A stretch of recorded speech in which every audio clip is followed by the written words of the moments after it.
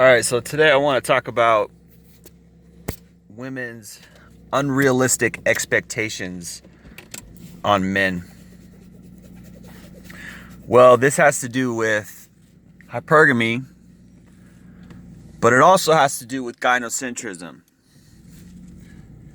And I would say it's a mix of both, but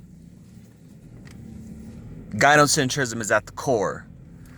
So hypergamy is obviously the drive within women to find the highest quality mate possible, but it's fueled by gynocentrism. That drive is backed up and solidified and validated through gynocentrism. So gynocentrism is basically the putting on a pedestal of women in society. We put women on a pedestal. They can do no wrong. Obviously, within the court system and the law system, it's slanted in their favor. Courts grant them more favors. They just are not held to the same standards that men are. And believe me, within popular society or culture, they are highly protected. Because I've been on social media, which is not the ultimate indication of culture, but it's a good indication of how people really feel, because people will really tell you their real feelings on social media. The veneer of social, fakery, I don't know the right word there, but when you're out in public and you're acting a certain way because you're in public, that goes away when you're on social media. That just disappears. People really tell you how they really, really feel on social media. Now, granted, a lot of people get off social media. A lot of people are more timid to really say how they really feel. But if you really want to know the pop culture, and I mean that in a loose way, the popular culture, how people really feel, go on social media and say something that people disagree with. They will tell you right away how they really feel. So that's the indication. That's what it really is. That's gynocentrism. You go on social media and you say anything bad about women, and you're going to get attacked. You're going to get hit. You're going to get ridiculed. Okay? This is gynocentrism. Women can't do any wrong. Doesn't matter how slutty they are. Doesn't matter how unfaithful they are. Doesn't matter how nasty they are. They're trying to remove any and all accountability. They've been doing it. They've been trying for decades. For women. See, it didn't stop at feminism. I agree with classic feminism.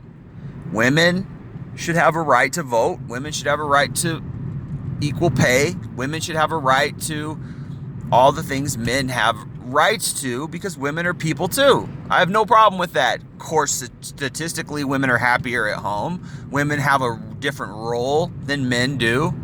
That's bottom line. Women are different than men. They're just different. They have different functions. But we still live in a democratic society, and based upon that, I see no issue with women having equality. But guess what? It didn't stop there. And it's a quality of outcome, not a quality of opportunity. Right? They don't want a quality of opportunity. They want a quality of outcome. They want the same thing men have and get, without any of the responsibility and without any of the accountability and without any of the negatives. They want all the good stuff, but no negatives.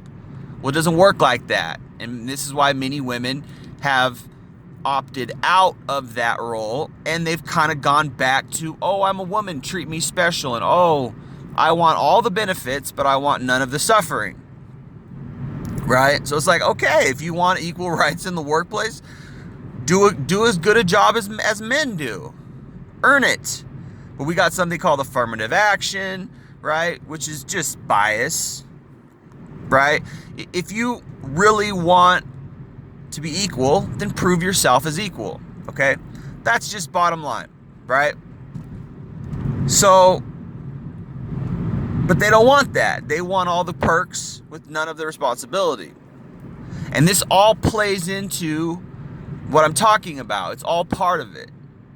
Oh, I'm a woman, I'm special, but also I want to be treated equal whenever I so choose to be treated equal. But all the other times I want to be treated special. Bottom line. And this is no exception for dating. Women want the special treatment when it comes to dating, right? They want the highest quality man. They want him to make the most money. This is hypergamy. But then when you call them on the carpet and you say, well, guys don't want used up sluts, then they say, well, guys do it too. Then they fall back on the equality card. You see how that works?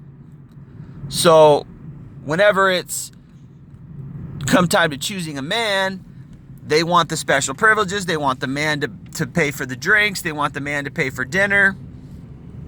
They want him to make 6 figures. They want him to have abs. They want him to look like Brad Pitt. But when it comes to accountability, number of people they've slept with, which is skewed because they have more abundance naturally than men do. They have more opportunity to have a lot more sex and have a lot more relationship partners, which they totally take advantage of, and they totally do all the time. A woman is very rarely single. If she is, it's for a few weeks, maybe a few months. That's it. Some men are single for years. It's hard for us to get back in the game. Men have scarcity, and women have successfully created scarcity in the dating market, and the relationship market, and the sexual market. They've successfully created that with their, I don't know if it's purposeful, probably to some extent, but it's, because of their hypergamy, because of their high standards and their unrealistic expectations, they have created a scarcity bubble where men's value is very low and women's value is very high. And for all the wrong reasons. They don't have to have high value as far as loyalty goes. They can sleep with as many men as they want, even cheat on their partners often.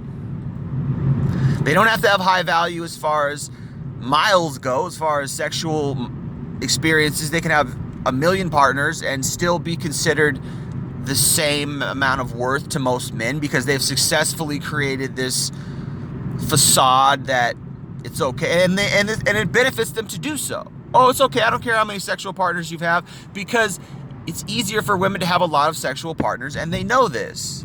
So it benefits them. Most guys probably won't have more than 5 sexual partners in their life.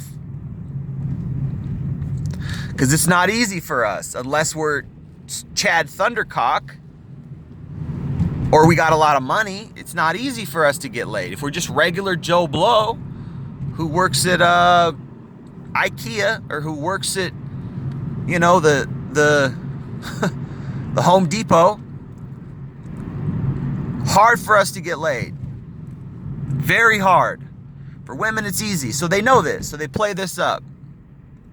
And again, you gotta be in the top 10% to get in their pants, unless it comes down to settling down. Then Chad Thundercock, Brad Pitt, doesn't want to settle down with the slut. He doesn't want to settle down. He wants the high quality woman. Therefore, the little 6s and 7s that he's been banging 3 times a week for the last 10 years, he doesn't want to settle down with those girls, and they know that. They know they're just getting banged, getting fucked and chucked. They know that. So they settle down with the IKEA guy. Once they could no longer get Chad Thundercock, once they hit 30, 35, then they settled down with Mr. Beta, domesticated provider, Mr. Dependable at that point.